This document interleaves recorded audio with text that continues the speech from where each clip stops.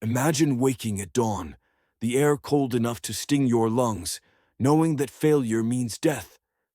The samurai faced this reality every single day.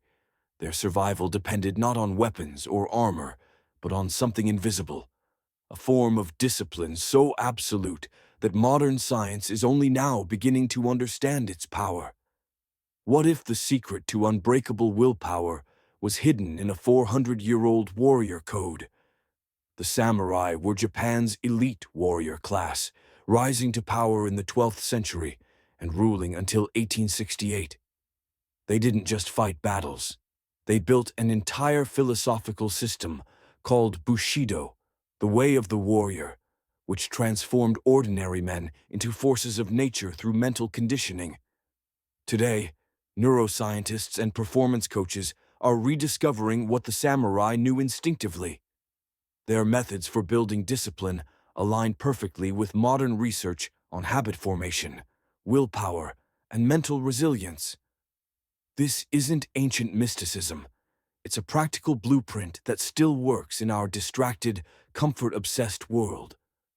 The foundation of samurai discipline began in the Kamakura period, around 1185, when warriors needed to maintain absolute focus during months-long military campaigns. They couldn't rely on motivation or emotion. They needed systems that worked when they were exhausted, terrified, or wounded. The samurai developed a practice called Misogi, ritual purification under ice-cold waterfalls at dawn. This wasn't religious ceremony. It was deliberate discomfort training. Every morning, they chose the hard path first, resetting their tolerance for difficulty before the day began. Modern researchers call this willpower preservation, the idea that discipline is strongest early in the day. By the 1600s, under the Tokugawa shogunate, samurai refined their training into detailed systems. One core practice was Zazen, seated meditation for hours without movement. Students would sit until their legs went numb, until their minds screamed for distraction, but they didn't move. They were learning to observe discomfort without reacting to it, skills psychologists now call distress tolerance. The samurai also practiced Mokuso, brief meditation before every significant action, before training, before meetings, before meals. This created what modern psychology calls implementation intentions, mental rehearsals that dramatically increase follow-through. They weren't just deciding to act. They were programming their nervous systems to execute automatically. Perhaps most importantly, samurai embraced Kaizen, continuous small improvements. They didn't try to transform overnight. A warrior might spend 1 year perfecting a single sword stance. Modern habit research confirms this approach. Small, consistent actions build neural pathways more effectively than dramatic bursts of effort. The primary documentation of samurai discipline methods comes from several key texts. These weren't philosophical treatises. They were training manuals written by active warriors for practical application. Yamamoto Tsunetomo, author of Hagakure, served as a samurai for 30 years before documenting these methods. Modern validation comes from neuroscience research. Studies using MRI brain imaging show that meditation practices similar to Zazen strengthen the prefrontal cortex, the brain region responsible for self-control.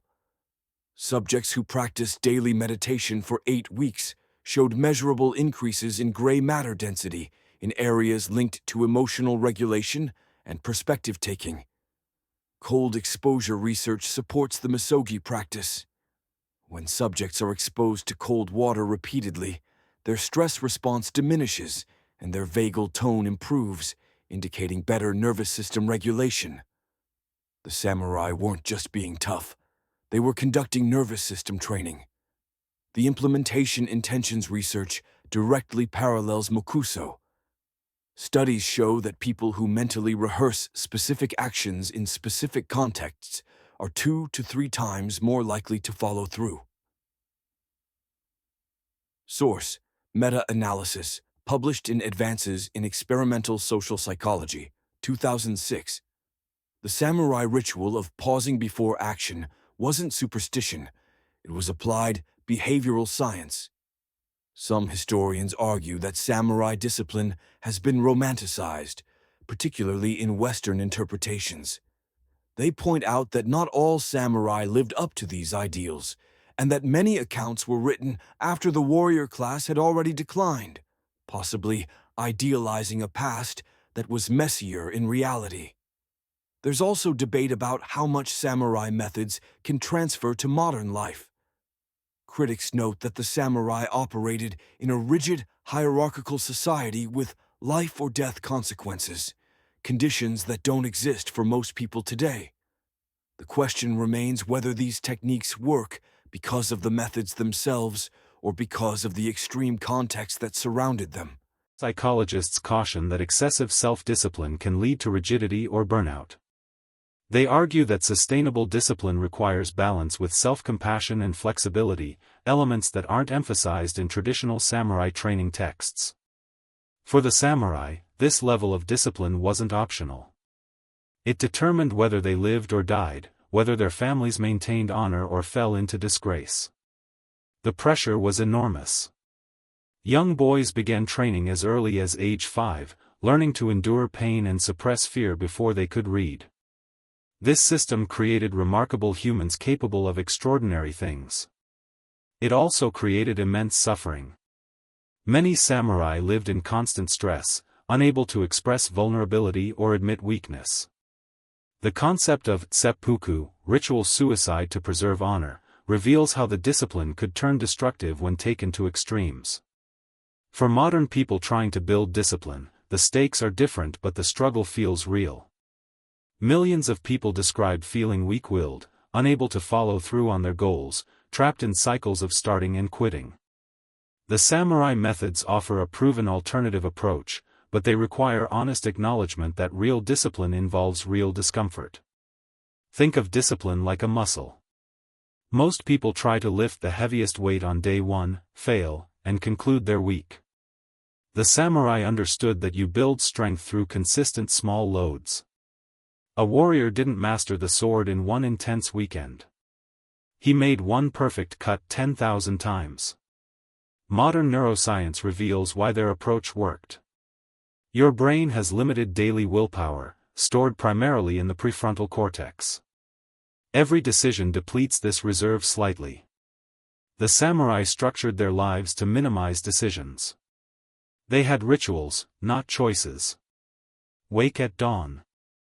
Meditate. Train. This automatic structure preserved mental energy for what actually mattered. The cold water practice teaches something deeper. When you voluntarily choose discomfort, you're training your nervous system to stay calm under stress. Your body learns that discomfort doesn't equal danger. This is how samurai could remain composed in battle while others panicked. They'd trained their threat detection system to have a higher threshold. Here's the bigger insight. The samurai didn't rely on motivation. They didn't wait to feel like training. They built identity-level discipline, where actions became automatic expressions of who they were. A samurai didn't try to be disciplined. He simply was. That identity shift is what modern people are missing. We know the samurai used specific practices, cold exposure, meditation, pre-action rituals, and tiny continuous improvements. We know modern science validates these methods through neuroscience, psychology, and habit research. What we don't know is whether individuals without external pressure can maintain these practices long-term. The question isn't whether samurai discipline works. The question is whether you're willing to choose discomfort when no one is forcing you to. If you want to test these methods, start absurdly small. Tomorrow morning, take a 30-second cold shower at the end of your regular shower. Don't try to be a warrior. Just prove you can choose discomfort once. This specific starting point has high completion rates in behavior studies. Next, add one 2-minute meditation before one important daily task. Before work, before studying, before working out. Just sit, breathe, and mentally rehearse what you're about to do. After 30 days of consistency, add one small improvement to your routine. Maybe you wake up 10 minutes earlier. Maybe you do 5 push-ups. The samurai called this Kaizen. You're not trying to transform. You're trying to prove that today's version is slightly more capable than yesterday's version. Within 90 days, you'll notice something the samurai discovered. Discipline isn't about forcing yourself anymore. It's just what you do.